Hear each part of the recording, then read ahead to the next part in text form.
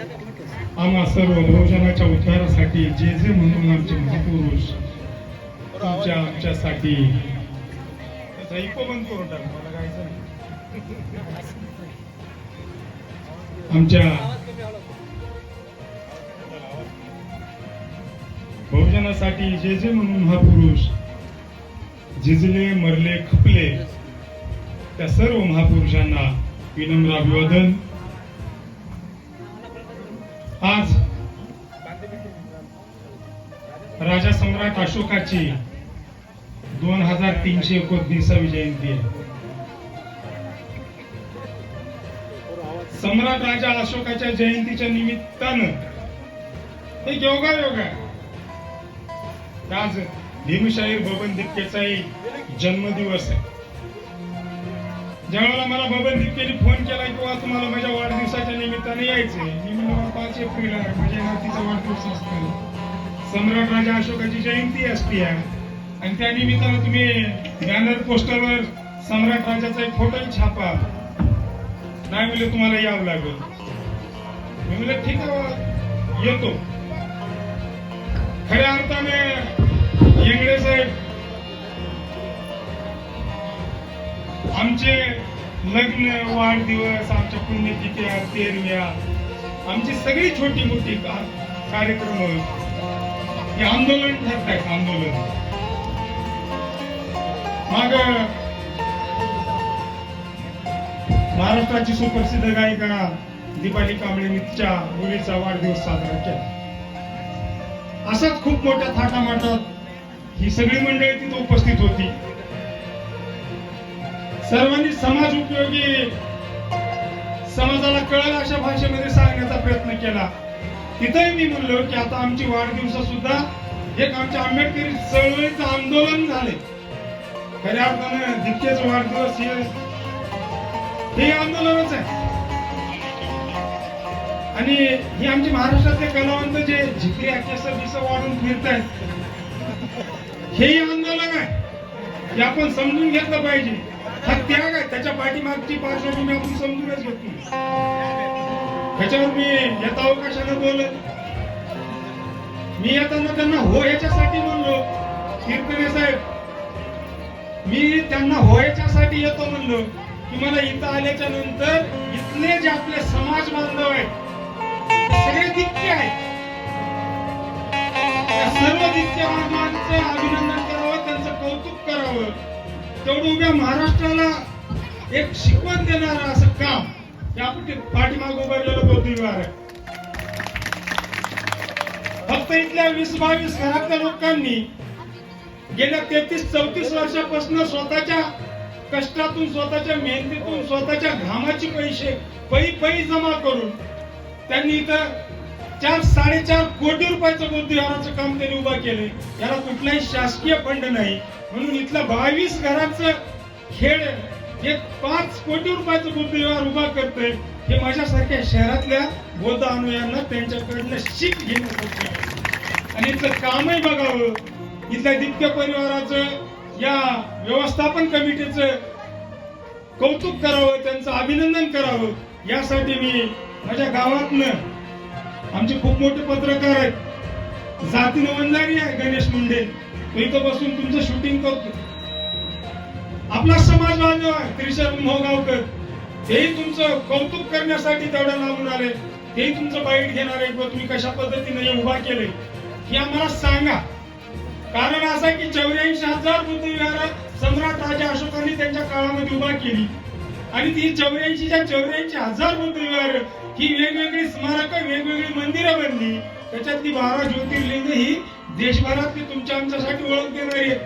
औंढ्याचं नागनाथाचं मंदिर हे बुद्धविहार आहे, परळीच्या वैजनाथाचं मंदिर हे बुद्धविहार आहे, शिखर शिंगणापूरचं मंदिर हे बुद्धविहार आहे. एवढंच काय तर बाबासाहेबांनी देहू रोडला मूर्तीची स्थापना करत असताना सांगितलं होतं 1952ला की कालांतरानं पंढरपूरचं विठ्ठल रुक्माईचं मंदिर आहे, हे बौद्ध विहार आहे, हे मी सिद्ध करून देईन. पण बाबासाहेबांना आयुष्य लाभलं नाही. त्यांची ही चळवळ आपल्याला पूर्णत्वास न्यायची आहे. म्हणून बुद्ध विहार हे पंढरपूरचं जे विठ्ठल रुक्माईचं मंदिर आहे हे बुद्ध विहार आहे. असं ज्या वेळेला बाबासाहेब स्वतः त्यांच्या भाषणातून समजून सांगतायत तेही आपल्याला ते पूर्णत्वास न्यायचंय. त्यासाठी इंगळे साहेब तुमच्या माझ्या सारख्या कार्यकर्त्यांना त्याच्यावर परिश्रम करावं लागणार आहे. एवढंच नाही तर येणारा काळ एवढा विचित्र आहे. तुमच्या माझ्यावर महाराष्ट्रातलं देशातलं सरकार कशा पद्धतीने आमच्या समाजाकडे बघतोय वागतोय हे आपण नीट समजून घेतलं पाहिजे. आपण परवा बघितलं बुद्धविहाराचं आंदोलन चालू आहे देशभरामध्ये. आपल्या इथून लोक सगळी बुद्धविहारला गेली होती. तुम्ही 2 ट्रॅव्हल्स घेऊन गेलो होतो वाटते. 120 माणसं तुमच्या हापसापूर मधनं बुद्ध दर्शनासाठी गेली होती. हे कौतुकास पात्र आहे. त्या लोकांनी तिथं जाऊन बुद्धाचं दर्शन घेतलंय, बुद्ध अभ्यासलाय, बुद्ध संस्कृती बघितल्या आणि तेच येऊन आपल्या गावामध्ये जपण्याचा तुम्ही प्रयत्न करताय. त्यामुळे तुम्हाला सर्व मायबावल्यांचं सुद्धा अभिनंदन. आता एवढंच काय तर बुद्ध विहारावर ताबा कुणाचा आहे तर महंत पांडे पुजारी यांचा ताबा आहे. तर त्याच्यामध्ये कोण कोण आहेत तर फक्त 4 बौद्ध भिक्षू, महाथेरो, भंते अशी 4 लोक आहेत. आणि 4 हे हिंदू म्हणजे इतर जातीची माणसं आहेत.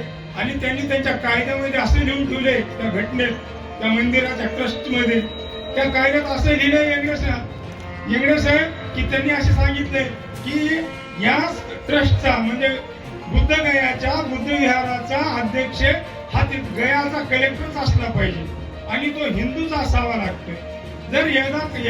जर काही कारणास्तव जर गयाला जर हिंदू कलेक्टर आला नाही, इतर जातीचा जर कलेक्टर आला तर ते दुसऱ्या जिल्ह्यातल्या हिंदू कलेक्टराकडे ते पदवर्ग केलं जाते.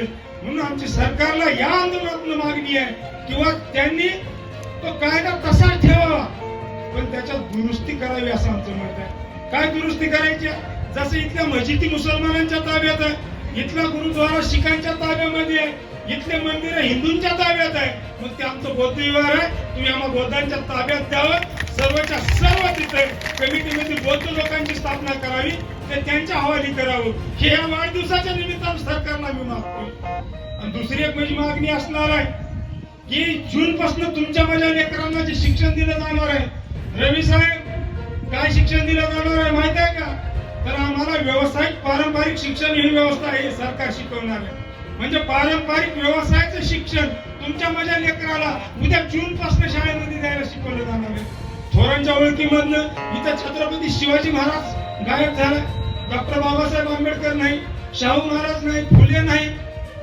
ही थोर मंडळी तुमच्या येत्या काळामध्ये 3रीच्या 4थीच्या लेकरांना शिकवण्यासाठी नाही. मग त्यांच्या जागेवर कोण आले तर त्यांच्या जागेवर गोळवणकर आलाय, हेगडेवार आलाय, सावरकर आलाय.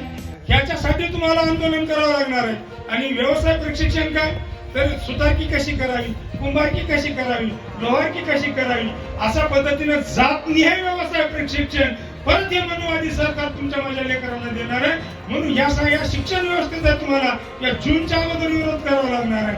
हे खूप मोठं आंदोलन तुमच्या आमच्या सर्व आंबेडकरवाद्यावर बाबासाहेबांच्या अनुयायांवरून ठेवलेलं आहे. म्हणून येणाऱ्या काळामध्ये हा देश हा आंबेडकरवादी झालाच नाही पाहिजे याच्यासाठी इथली मनुवादी प्रवृत्ती ही सातत्याने प्रयत्न करत आहे. म्हणून तुमच्या माझ्या बाबासाहेबांच्या लेकरांना जे फुले शाहू आंबेडकरांचा छत्रपती शिवाजी महाराजांचा विचार मंडळी आहे, या सर्व मंडळींना माझी आग्रहाची विनंती असणार आहे की येणाऱ्या काळामध्ये बाबासाहेबांच्या आंदोलनामध्ये आपण सर्वांनी स्वतःला झोकून द्यावं. आणि परत एक वेळा तितक्या साहेबांना त्यांच्या वाढदिवसानिमित्त त्यांना उदंड आयुष्याच्या शुभेच्छा देतो.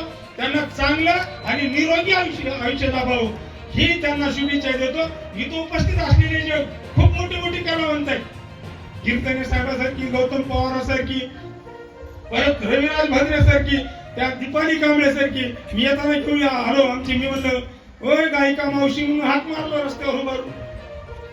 मीच ओळखतो सगळ्या कवी गायकांना, अंधारात कसं सोडून द्यावं म्हणून येताना मी त्याही आमच्या धम्म भगिनीला सोबत घेऊन आलो. त्यांनी सुद्धा काचकूच न करता माझ्या गाडीत त्या सोबत बसल्या. तुम्ही माझ्यासारख्या भावावर विश्वास ठेवला तेवढ्या अंधारात, त्यामुळे तुमचंही अभिनंदन करतो. आणि इथं उपस्थित असलेल्या सर्व कलावंतांना या सम्राट अशोक राजाच्या जयंती निमित्तानं लाख शुभेच्छा देतो. इथंच थांबतो. जय भीम, जय भारत.